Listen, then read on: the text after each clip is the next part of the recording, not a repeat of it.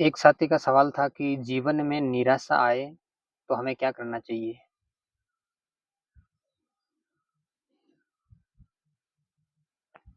मेरे ख्याल से कभी न कभी हर एक की ज़िंदगी में ऐसा होता होगा कि लगता है कि ज़िंदगी में अंधेरा ही अंधेरा है और कोई आशा नहीं दिखती। और अगर लंबी टाइम तक ऐसी स्थिति रहे, तो तब उसमें से बाहर निकलना बहुत मुश्किल हो जाता है। या तो कोई असाध्य बीमारी लग जाएगी, मेरे साथ ऐसा हुआ था एक बार। उदासी लंबी टाइम तक रह गई, कुछ सालों तक, और ज़िंदगी का मीनिंग ख़त्म हो गया। मैं स्टूडेंट था, कॉलेज में पढ़ता था।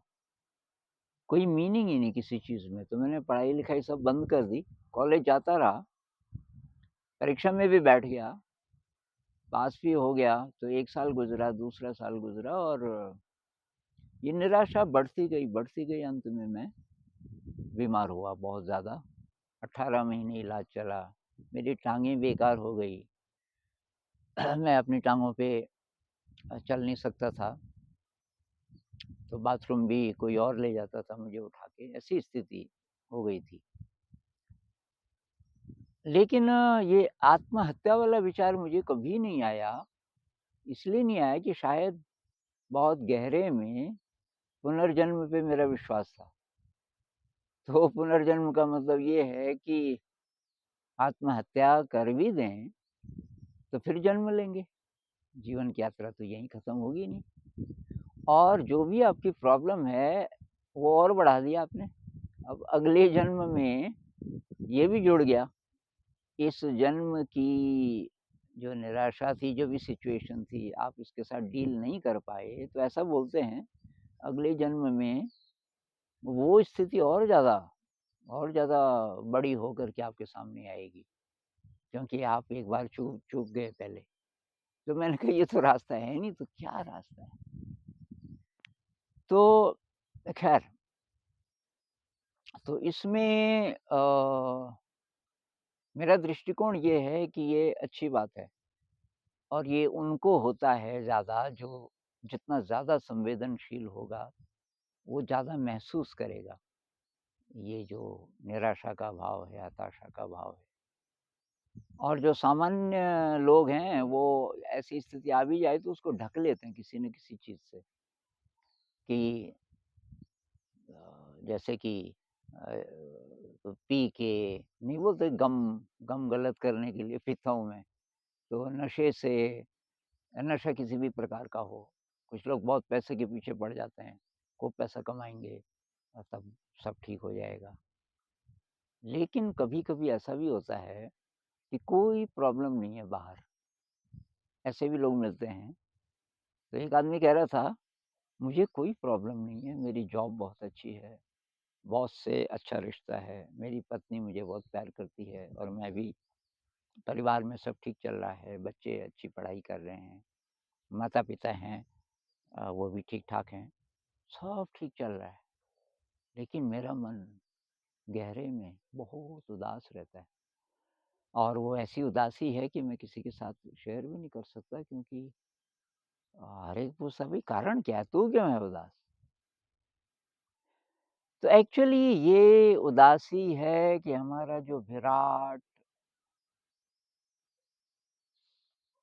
कह लीजिए महासागर प्रेम का हमारे अंदर, प्रेम का, इंटेलिजेंस का, कंपैशन का, क्रिएटिविटी का, हमारे ही वजूद का जो छुपा हुआ विराट हिस्सा है, वो बुला रहा है। उसको उसको जानने के लिए ये जन्म लिया था। हमारे ही अंदर की जो विराट संभावनाएँ हैं, जो विराट जगत है, अब उसको ईश्वर कह लो, उसको कुछ भी कह लो, कई नामों से लोग पुकारते हैं। सबकॉन्शियस कह लो, उसको आप सुपर कॉन्शियस कह लो, उसको कॉस्मिक इंटेलिजेंस कह लो, हमारे अंदर है, जिसका हम हिस्सा हैं। ये जो बाहर दिखाई दे रहा है, ये उसकी मटीरियल कह लो, अभिव्यक्ति है। इस बाहर के जगत के साथ लिंक बनाने के लिए ये शरीर आया, ये मन आया। तो हमारा जो मन है वो बीच में है। मन के पीछे ये विराट है, एकदम पीछे, और मन को उसका पता नहीं होता ज़्यादातर। तो तब व्याकुलता आती है। बाहर ये जगत है और इसमें तरह-तरह की परिस्थितियाँ हैं और वो हमें विचलित कर देती हैं। अगर तो उस विराट का स्पर्श मिल जाए तो सारी प्रॉब्लम सॉल्व हो जाए। फिर पता चल जाए ये लीला है, कोई प्रॉब्लम नहीं है, इसमें बाएँ हाथ का खेल है। ये तो सब ये लीला इसलिए आई कि इसके थ्रू मुझे पवित्र होना है। इस सारी चीज़ के अंदर रहते हुए, सारी परिस्थितियों में से गुज़रते हुए मुझे निर्लिप्त रहने का, निरासक्त रहने का अभ्यास करना है और उससे और ज़्यादा मेरी क्लेंजिंग होगी, मतलब और ज़्यादा सफाई होगी, मैं और पवित्र हो जाऊँगा। तो जब मृत्यु आएगी तो उस समय तक अ, थोड़ा पवित्रता और बढ़ जाएगी। तो कहते हैं ना, कई जन्म हम लेते हैं, जब तक ये प्योर नहीं हो जाता। तो हर जन्म में कॉन्टैक्ट बढ़ाते रहना है, बढ़ाते रहना है। कैसे याद आए कि मेरे ही अंदर ये है, ये जो विराट चीज़ है मेरे ही अंदर है, थोड़ा स्पर्श कैसे मिले? उसके लिए मेडिटेशन है। और मेडिटेशन के साथ जितनी भी और चीज़ें हैं, क्या निस्वार्थ सेवा है और जो-जो चीज़ें मदद करती हैं मेडिटेशन में, वो जो नियम वगैरह होते हैं, शील है, ये है, वो सब। तो मेडिटेशन एक रास्ता है और बाहर के जगत में क्रिएटिविटी। मेडिटेशन की ही समझ लो छोटी बहन है क्रिएटिविटी। और ये दोनों, और इसमें तो और चीज़ें बहुत ज़्यादा मदद करती हैं, जैसे निस्वार्थ सेवा, उससे बहुत ज़्यादा शक्ति मिलती है। बिना स्वार्थ के जब हम किसी के लिए कुछ करते हैं।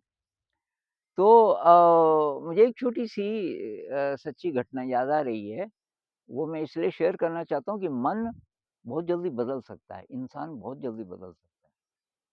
तो मैं कॉलेज में नया-नया लगा था, लेक्चरर था इंग्लिश का। तो एक लड़का, उसने एमए इंग्लिश किया और कुछ किसी ने जान-पहचान करवाई, अति शर्मीला और किसी से बात ना कर सके, किसी से आँखें ना मिला सके। और ज़मींदार था, हरियाणा की बात है। ज़मींदार था, ठीक-ठाक ज़मीन थी घर में, उसका छोटा भाई भी था, वो किसान ही था। ये 24-25 साल का हो गया था और घरवाले परेशान इसको करें, इसकी बीवी परेशान करे, एक मेरे ख़्याल से बच्चा भी था कि जब तो पढ़ा लिखा है तो नौकरी क्यों नहीं करता? अब वो कहे कि प्रॉब्लम तो नहीं है, हमारे तो खेत हैं काफ़ी सारे, कि नहीं, ऐसा था तो गया ही क्यों तो कॉलेज में? अब उसका जीना हराम कर दिया उन्होंने। अब वो बहुत परेशान, अप्लाई करे छोटी-मोटी कहीं भी कोई नौकरी हो, इंटरव्यू के लिए ना जाए, उसकी हिम्मत ही ना पड़े। तो धीरे-धीरे मुझे भी लगा कि यार इसको मदद की ज़रूरत है। तो वो तो मेरे पास आने से डरता था, धीरे-धीरे मैंने ही दोस्ती की। तो किशन नाम था उसका, पता नहीं अभी ज़िंदा है कि नहीं, आशा है ज़िंदा होगा, मेरे से तो छोटा था। तो मैंने कहा, यार किशन लाल, तो तेरे गाँव में लड्डू-लुड्डू नहीं बनते? मैंने सुना है लड्डू बनाते हो। कि नहीं, बनाते हैं। मैंने कहा मेरे भी लाना है। ऐसे-ऐसे करके मैंने उसके साथ दोस्ती कर ली। तो वो आने लगा मेरे पास, रोज़ ही आने लगा। एक दिन हिम्मत करके उसने अपनी ये बात शेयर कर दी कि मैं बहुत दुखी हूँ और मैं क्या करूँ? तो कई जगह अप्लाई किया, तो मैंने कहा फिर कि मैं इंटरव्यू के लिए जा नहीं पाता, क्योंकि अब प्रॉब्लम ये है ना कि मेरे को तो लेंगे नहीं, तो इंटरव्यू में जाने से फ़ायदा ही क्या है? तो मुझे भी थोड़ा-सा, मैंने कहा इसकी मदद मैं कैसे करूँ? तो उसको थोड़ा-सा और हिलाने के लिए मैंने कहा, तू ठीक बोल रहा है। कि क्या? मैंने कहा, तू सेलेक्ट नहीं हो सकता कहीं भी नहीं। तू तो एकदम गया गुज़रा है ना, तू अपने को आदमी समझ रहा है कोई। मैं कहा, तू ठीक ही कर रहा है, तेरी नौकरी लगने वाली है नहीं कहीं भी नहीं। और उसका मुँह लाल, उसके आँसू आने वाले, यार तू भी ऐसे बोल रहा है। तू ही बोलता था वो मेरे को। हालाँकि मैं उससे बड़ा था और मैं भी उसको, क्लोज़ फ्रेंडशिप हो गई थी। तू भी ऐसे बोल रहा है यार। मैं पहले ही बिल्कुल धार में बैठा हूँ, कभी-कभी आत्महत्या की भी सोचता हूँ और तो मैंने कहा, "मैं इसलिए बोल रहा हूँ कि तू आदमी नहीं है। अरे एमए इंग्लिश किया हुआ है तूने, 24-25 साल का नौजवान है, क्या कमी है तेरे में?" फिर मेरी तरफ देखने लगा कि मुझे क्या करना चाहिए। मैंने कहा, "फिर अप्लाई कर तू कहीं और इस बार जा और ये सोच के मत जा कि मुझे मिल जाएगी नौकरी। तो कॉन्फिडेंस तो बढ़ेगा तेरा कि अप्लाई तो किया हुआ है, तभी तो मैं बोल रहा हूँ।" मैंने कहा, "क्या कहाँ?" ये एक ऐसे ही एक फैक्ट्री है और वहाँ अप्लाई किया हुआ है मैंने, उनको पता नहीं कि हिसाब-किताब के लिए अकाउंट्स में ज़रूरत होगी, तो मैंने कहा, "फिर कब है इंटरव्यू?" कि यार वो तो कल है। मैंने कहा, "कल ही है?" कि हाँ। मैंने कहा, "तो ठीक, थोड़ा रिहर्सल कर लेंगे।" यार कि उन लोगों के सामने अरे मैंने कहा, "कुछ नहीं, सब इंसान हैं और तू ये सोच कि वो सारे के सारे बच्चे हैं, बच्चे ही थे 20-25 साल पहले तो ना सारे बच्चे रहे होंगे। चल आ बाहर से, मे आई कम इन सर बोला अंदर आ। और ये कल्पना कर कि मैं अकेला नहीं हूँ, यहाँ 12-13 लोग हैं। आया, मे आई कम इन सर? मैंने कहा, ये क्या किया हुआ है तूने? शेरनी नीचे क्यों है? मेरी तरफ देख ऐसे शेर की तरह। मैंने कहा, "तू शेर है, विनम्रता से लेकिन है शेर, फिर जा।" दूसरी बार ज़रा आया, "मे आई कम इन सर?" मैंने कहा, "या बहुत बढ़िया, आजा, कम इन, प्लीज़ सिट डाउन।" अब बैठ गया फिर ऐसे। मैंने कहा, "फिर खड़ा हो।" कि अब क्या हुआ? मैंने कहा, "तू नीचे क्यों कर रहा है? देखता रह मेरी आँखों में, जो भी वो तेरे से सवाल पूछेगा उसकी आँखों में देखना है और कि मेरे को उत्तर नहीं आए।" मैंने कहा, "बोल देना कि इसका मुझे नहीं पता सर जी, ये जो आता है वो बोल दे, जो नहीं आता वो मत बोल, तो कम से कम तेरा कॉन्फिडेंस बढ़ेगा कि अच्छा यार कि तू बोल रहा है तो मैं जाता हूँ।" अब वो 3-4 दिन तक नहीं आया। चौथे दिन आया मिठाई का डिब्बा लेके और एकदम उसके चेहरे पे एकदम दिव्यता। मैंने कहा, "किशन लाल यार तू पहचाना नहीं जा रहा, क्या हुआ?" अरे यार कि कमाल होएगी, वो हरियाणवी था। मैंने कहा, "क्या?" मैं तो यार सेलेक्ट हो गया। अब ये मेरे लिए भी आश्चर्यचकित कर देने वाली बात थी। सिलेक्शन हो जाएगा। मैंने कहा, "कितने लोग थे?" 10-12 थे यार। टाई-टुई भी पहनी हुई थी कुछ ने तो मेरे को तो बड़ी शर्म आ रही थी। मेरे कपड़े भी ठीक नहीं थे। मैं कहा, "फिर क्या हुआ?" ये पूछे उन्होंने सवाल, 1-2 के नहीं आए और यार मैंने एक तो अंग्रेजी में भी बोला, कि मुझे पता ही नहीं था मैं अंग्रेजी में भी जवाब दे सकता हूँ। तो उसका जो सिलेक्शन हुआ उससे मैं बहुत सीखा। ये तो एक ऐसे ही मैं तो उसको जोश दिला रहा था कि कम से कम कॉन्फिडेंस बढ़ेगा। उसका सिलेक्शन हो गया और तब मैंने देखा कि इंसान कितना बदल सकता है, बहुत कम टाइम में। तो हिम्मत से काम लेना चाहिए, बहुत सारी कहावतें हैं, केवल कहावतों से तो बात नहीं बनेगी।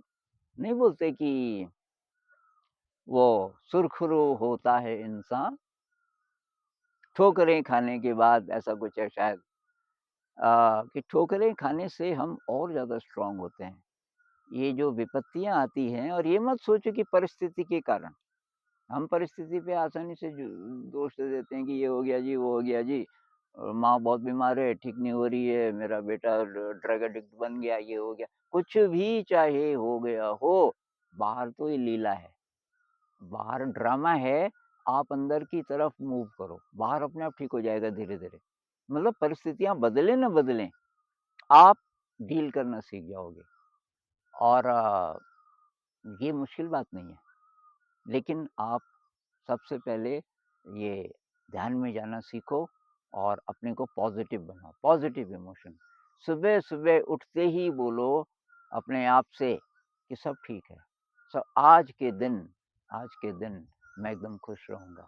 परिस्थिति चाहे कैसी भी रहे, एक्सपेरिमेंट करना पड़ेगा और मेडिटेशन की प्रैक्टिस करनी पड़ेगी किसी भी फ़ॉर्म में, बैठ के ना सही तो चलते हुए। ये उसमें 1-2 वीडियो भी यहाँ बनाए हुए हैं हमने, वो भी आप देख लेना और कोई प्रॉब्लम नहीं है। इंसान तो अनंत है, कोई परिस्थिति उसको डिगा ही नहीं सकती। तो इस पे काम करना पड़ेगा।